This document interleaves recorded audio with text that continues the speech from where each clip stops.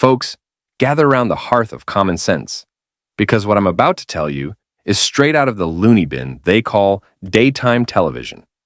It's March 26th, 2025, and I've just witnessed the latest circus act from The View, a show that's less about views and more about spewing whatever nonsense the coastal elites think passes for entertainment. Picture this: a hulking Great Dane named Bing, a so-called Hollywood dog with a starring role, tries to bolt from their set like he's got more sense than the hosts combined. And who's there to steal the spotlight?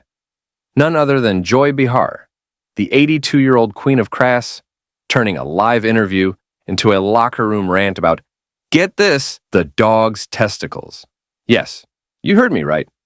This is what we're dealing with in Biden's America, where the airwaves are clogged with liberal drivel and a good dog can't catch a break. Let's back up a bit, because this didn't happen in a vacuum. The View has been a festering swamp of progressive grandstanding since the Clinton years, a daily ritual where a gaggle of loudmouths, Behar chief among them, preach to their choir of city-dwelling, latte-sipping acolytes.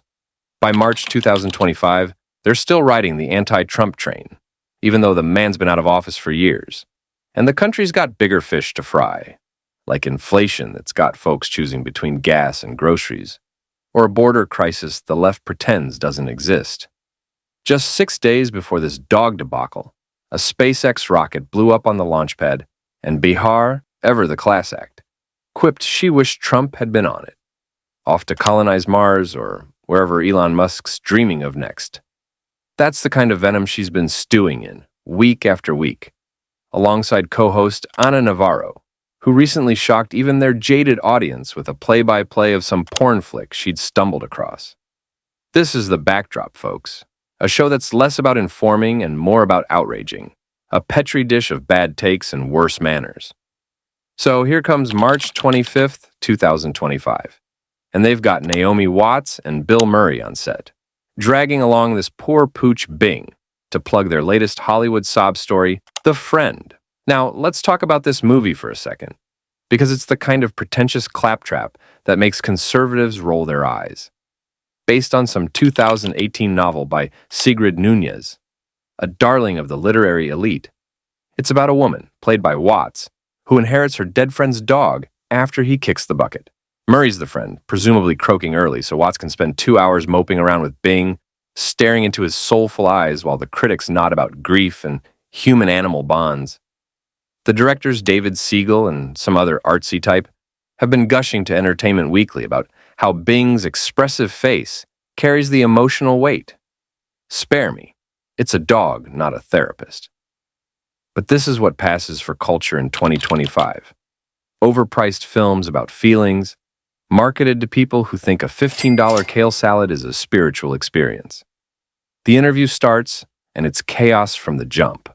Watts and Murray shuffle toward that Hot Topics table. You know, the one where they usually yell about MAGA hats and climate change. And Bing decides he's had enough. He lurches, leash snapping taut, trying to hightail it off the set. The audience roars like it's a comedy special, and Behar, perched like a vulture, pounces with, "Your horse got scared." Horse? Lady, it's a Great Dane, not Secretariat. Watts, all doe-eyed and flustered, mumbles something about the noise being too much for Bing. Too much noise? Try sitting through an hour of The View's screeching without reaching for the mute button. But Bing's not done. He keeps bolting, dragging handlers off screen like he's auditioning for a jailbreak movie. Smartest one in the room, if you ask me, probably smelled the sanctimony wafting off Behar and figured he'd rather take his chances in the Manhattan streets. Then it happens. The moment that proves The View isn't just a show, it's a symptom. Behar, never one to let a chance for crudeness slip by, squints down at Bing mid-escape and declares, loud as a foghorn, "Have you seen the dog's area down there? I mean, he needs a jockstrap or something." A jockstrap for a dog. On live television. The audience erupts, half in shock, half in that nervous laughter you get when a toddler says something filthy at Thanksgiving. At 82, Behar's still got the subtlety of a sledgehammer, turning to Murray like he's supposed to chime in on canine anatomy. Murray, bless his soul, sidesteps it like a pro. "I haven't seen the dog's area down there. I have no idea what you're talking about, he says, voice dry as a desert wind. Then he tosses in, the dog, he's a guy. He's a swinging guy. He's happy to be here. He's really enjoying the city. Good save, Bill. Man's been dodging Hollywood lunacy since the Reagan era. Knows how to keep his head down when the inmates take over the asylum. But let's not gloss over this. Behar's obsession with cojones isn't new. She and her coven have been tossing the word around for weeks, usually to mock conservatives or puff up their latest progressive hero.